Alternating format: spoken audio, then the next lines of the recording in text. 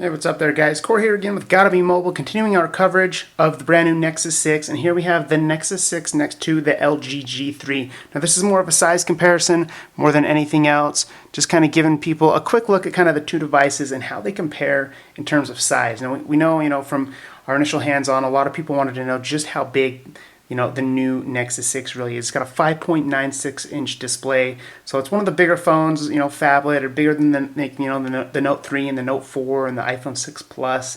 And so it's kind of been a concern for a lot of people. But you've already seen plenty of the new Nexus 6 already.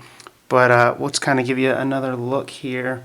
I mean, as we all know, it's big. It's just a big phone, but it's got a great build design, and it's kind of curved and wrapped around the edges with like a subtle curve, so it's kind of easy to hold. And even though it feels really big, the buttons are right here, so they're kind of easy to manage right there by your thumb. And here it is, the two next to each other. We have a 5.5-inch Quad HD display with LG over here, one of the first Quad HD displays to arrive in the United States, and then a 5.96-inch Quad HD display here. So they both have the same 2560 by 1440 resolution. Of course, one is a lot bigger, and we just kind of wanted to let you see the two. They both look pretty good. The viewing angles, to be honest, are a lot better on the Nexus 6. As you can see, as we kind of start to curve, you kind of start to lose some of that color and stuff on the LG G3.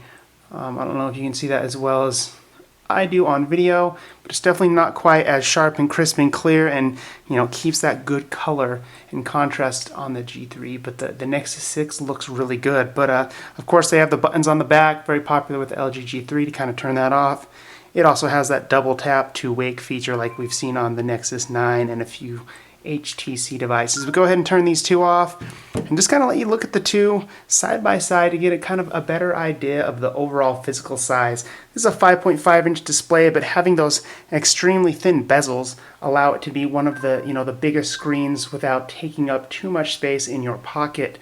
That's not quite the case with the Nexus, although it is pretty close. The bezels are quite small on the top, but mainly a very thin bezel on the bottom, and we still have dual front-facing speakers versus, a speaker on the back with the G3.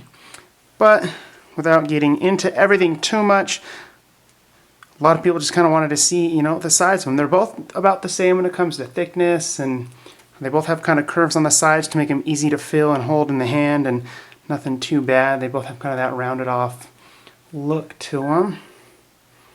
But go ahead and let you see the two.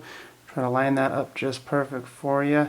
It's a little taller, it's a little wider, a little bit bigger all around, but not a whole lot of difference here between these two phones. So, of course, the latest Android 5.0 lollipop on the Nexus 6 versus Android 4.2 here from LG. They do say an update is coming. We've seen some screenshots showing the G3 already running Android 5.0 lollipop.